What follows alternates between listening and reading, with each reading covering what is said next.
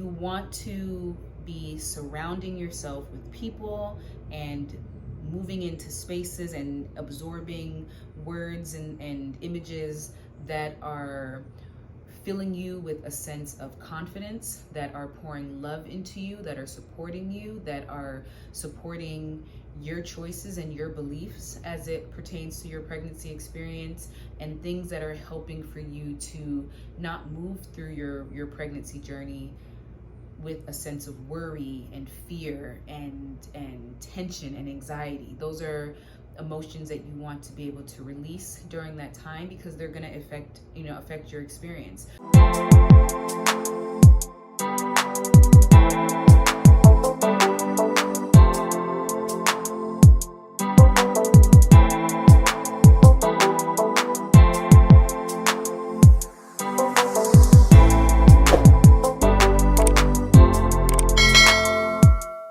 Hey everyone, it's Rashida and Marshall. Thank you so much for clicking on this video. Welcome or welcome back. I hope that y'all are doing wonderful, doing great, enjoying life, all of that good stuff. So in this video, we are going to talk about different ways that you can prep your body for birth. So I know most of the content that I tend to share on here deals with sensual dance or Pilates, stretching, wellness chats that dive into other topics. But outside of the work that I do, I also volunteer as a doula, and I'm currently studying to become a childbirth educator. So this is an area that I am absolutely fascinated by. I love talking to pregnant women. I love working with pregnant women postnatal. I love hearing their stories, all of that. So I'm hoping to share more content regarding this topic on my page, because I think that it can be really helpful just to gather as much information as possible. I know on my end, it's helped me to feel much more confident to move into that phase in my life once I get there, just gathering as much information as I can.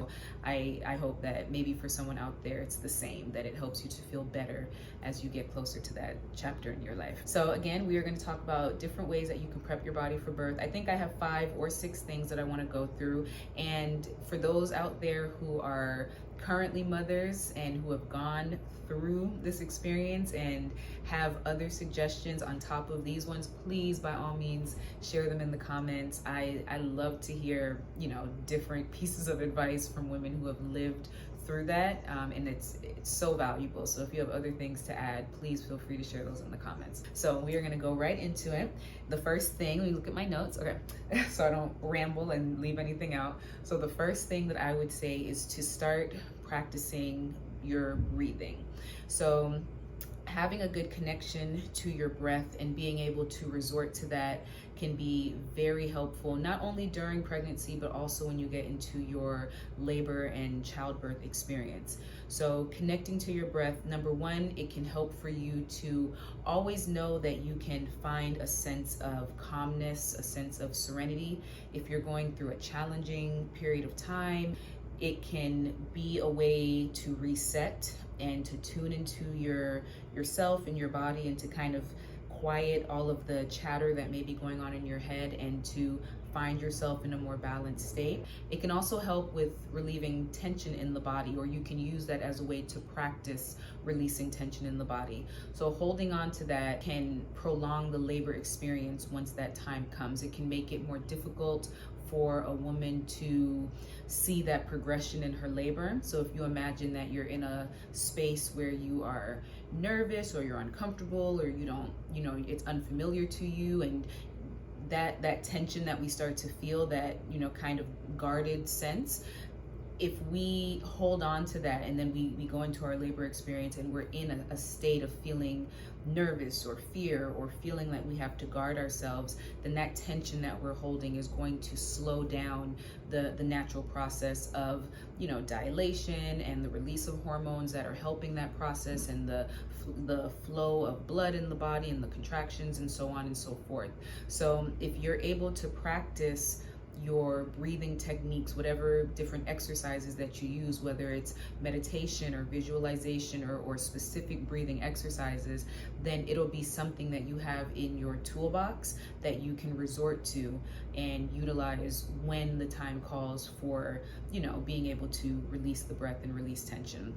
It can also be really good once those contractions start, being able to know what it feels like to have a very deep inhale, exhale, breathing down into the depths of the belly, which are going to be helpful, again, releasing that tension and help you connect to your parasympathetic nervous system, which is responsible for those calming responses that we have in the body. So opposite of your fight or flight response. So practicing breath work on a regular basis in whatever manner is most efficient and most comfortable and enjoyable for you is really helpful, and it will create the memory and the habit for you, and you'll be able to reach out and utilize that once you get closer to having your baby. So the next thing would be to move your body, finding safe and effective and manageable forms of including exercise and physical activity into your schedule. There are so many changes that the body goes through during the pregnancy journey, so many physical changes. So rounding of the shoulders, tightness in the chest, upper back muscles maybe not working as efficiently as they were before, low back feeling very tight, the side body might become overcompensated since there's been a shift in the center of gravity. So working to, try to maintain that equilibrium in the body, getting winded a little faster than we did before, so on and so forth. So if you have a physical activity regimen that you are doing prior to your pregnancy, and something that you can carry with you into your pregnancy journey, it's going to help to combat some of those changes, and that can help to create a better pregnancy experience overall, and assist also once you get into your labor and your childbirth experience, because your body will be in a position where it may be easier to go into some of the many different labor positions that are available during that time. So from your squatting positions to your lunge positions to side lying, kneeling positions, there are so many that are available to move into to help progress the labor experience. So if there is that strength in those muscles and that muscular endurance to hold a position, or if the muscles have been conditioned, then it's going to prevent the body from fatiguing earlier during those, during that time. And so this isn't to say that your physical activity regimen has to be very strenuous. It doesn't have to be anything where it's unenjoyable for you and where you're forcing yourself to do something. Just finding ways to incorporate that movement into your, your schedule during that time to the best of your ability, if the body is feeling good and if you are safe and cleared to do so. So the gym, dance, fitness, gardening, playing with the kids, doing things around the house, whatever it is that is going to help for you to be consistent with it. So the next thing would be to spend time doing pelvic floor work. The pelvic floor is undergoing a lot of strain during the pregnancy journey. As the uterus is continuing to grow in size, there's that pressure that is building on the pelvic floor. So if we spend time prior to pregnancy and even during our pregnancy doing our Kegels, connecting our breathing to that experience, which it ties in hand. It's a very responsive type of process. If we spend time feeling what it should be or what it should feel like to engage the pelvic floor and then to release, and just being mindful of the movements and the things that we're doing that can create further strain on the pelvic floor, then it's going to again help for us to translate that during the labor experience. And if you're someone who maybe you are, prepping your body for your second or your third birth, if you have identified that there maybe has been some pelvic floor dysfunction that you may have experienced, whether that be discomfort during sex, issues with incontinence, pain, just discomfort, low abdominal discomfort, things that could indicate that there could be some pelvic floor dysfunction, definitely speak to a physical therapist who is trained in that particular area, a pelvic floor physical therapist, so they can teach you the exercises and techniques and things that you can do that can help for that healing process to be effective. And then this can also be helpful once you are in your postpartum phase, because you'll be able to easily reintroduce some of those movements or practices that you were doing during pregnancy or prior, once you're ready to start reconnecting to and working the pelvic floor again. So the next thing would be to maintain a mindset that puts you at ease. I think this is so important, because it's such a delicate time in a woman's life, I believe. And there are so many different environmental factors and societal factors, relationship factors, career factors that can create disruption, that can add to the stress, that can throw off the balance and the harmony that a woman may be experiencing or want to experience, and so on and so forth. You want to be surrounding yourself with people and moving into spaces and absorbing words and images that are filling you with a sense of confidence, that are pouring love into you, that are supporting you, that are supporting your choices and your beliefs as it pertains to your pregnancy experience, and things that are helping for you to not move through your pregnancy journey with a sense of worry and fear and tension and anxiety. Those are emotions that you want to be able to release during that time, because they're going to affect your experience. So just as I mentioned earlier with breathing, how practicing your breath is going to help you to release that tension, when we're holding on to tension in our body, or we're holding on to worry, and that could be maybe because, let's say, someone comes to you and they start telling you about their pregnancy experience and how it was so difficult for them, and they went through this and they went through that, and then it ended up being this way, and then they saw this and they felt this, and it's all these things, and you're like, oh my God, like, oh my, wait a minute, oh my goodness. So now someone's just maybe poured all that onto you, and now here you are with your baby, and and you're thinking of all these different possible scenarios that, and now in this case, maybe negative scenarios that you're thinking of. And so you're holding on to this fear now, fear of, what if it goes wrong? What if it ends up that way for me? What if it goes this way? Oh my God, I just felt something. Am I experiencing X, Y, or Z?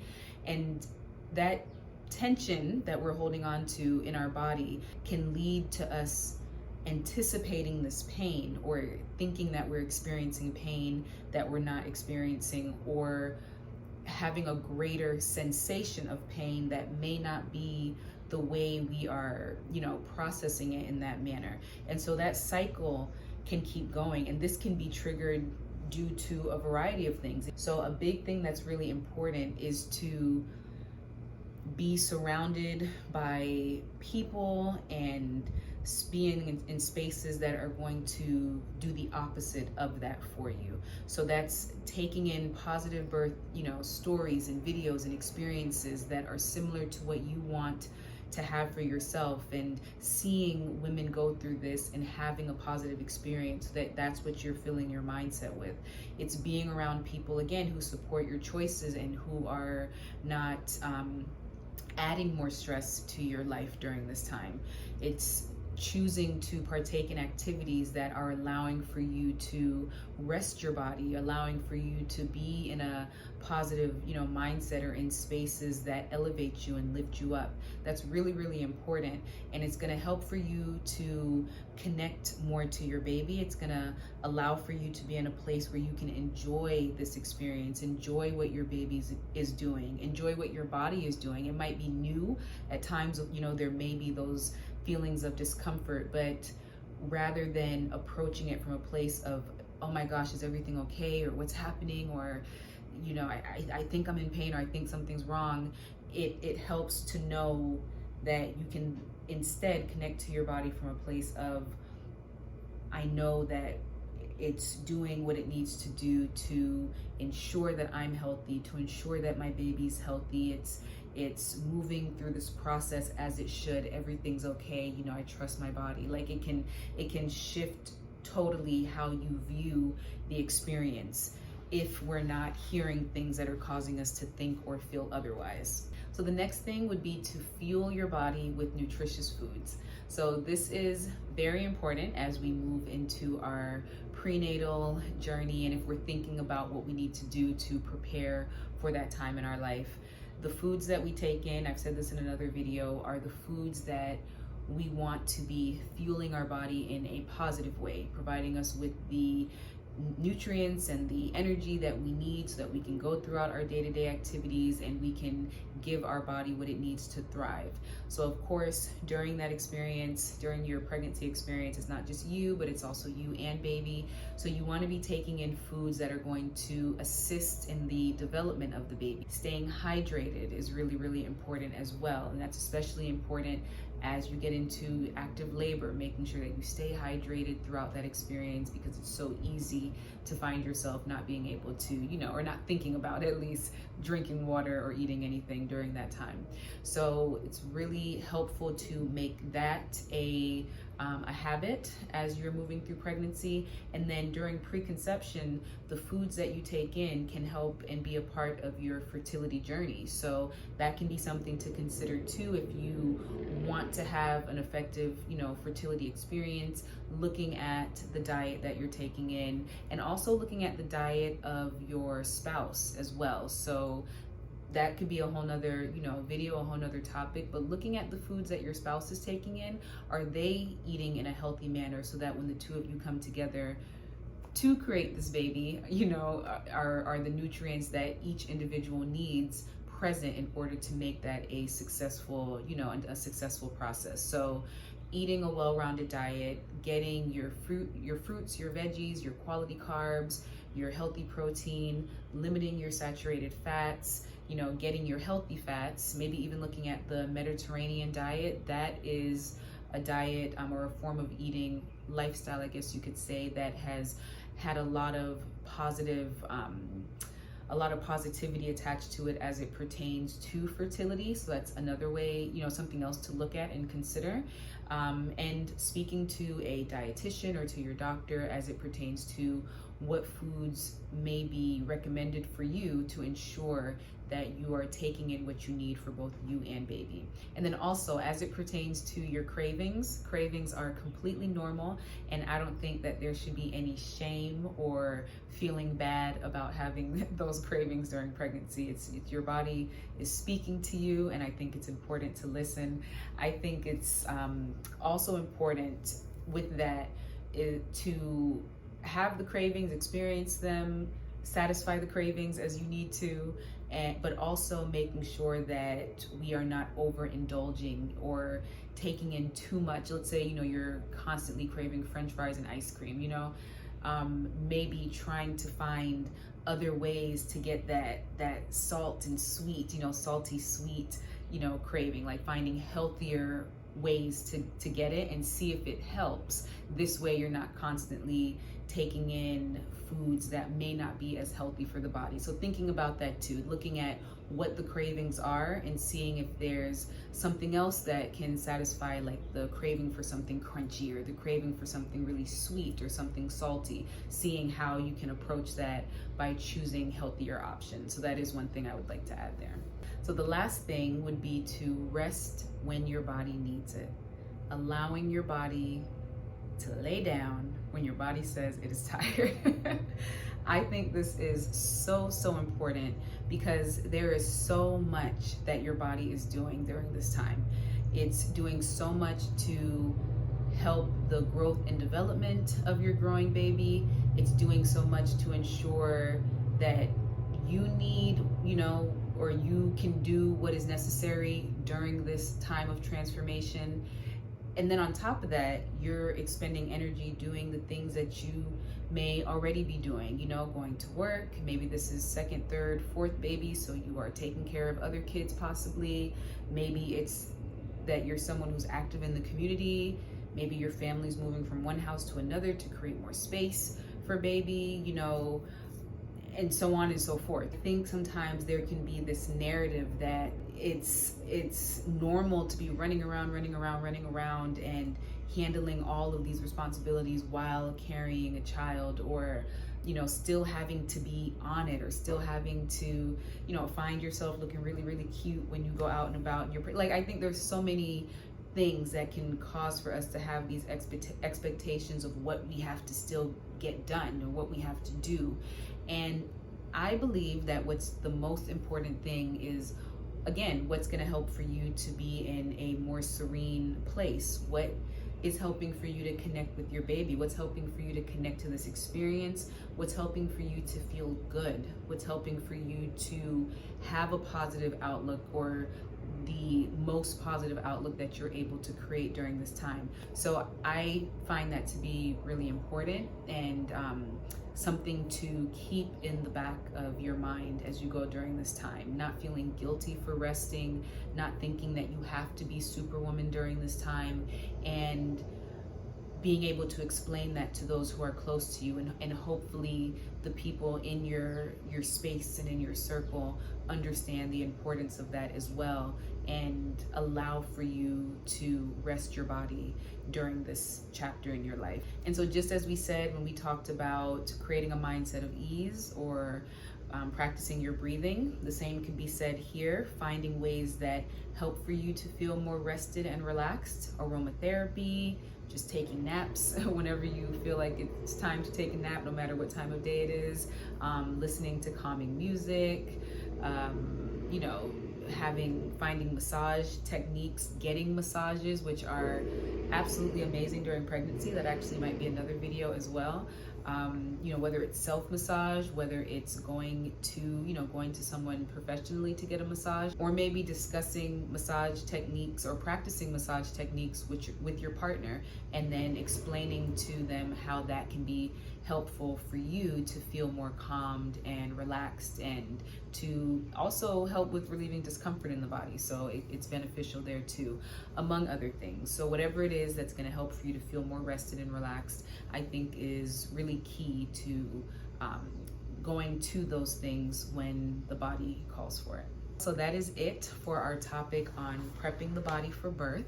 So hopefully this was helpful and informative, and just kind of gives you an idea of some things that you can start to consider, start doing, start practicing, and thinking about if you are somewhere in that space in your life. So this could be a video where you're just, taking notes, and you're like, okay, when I get there in 3 years, I'll remember this.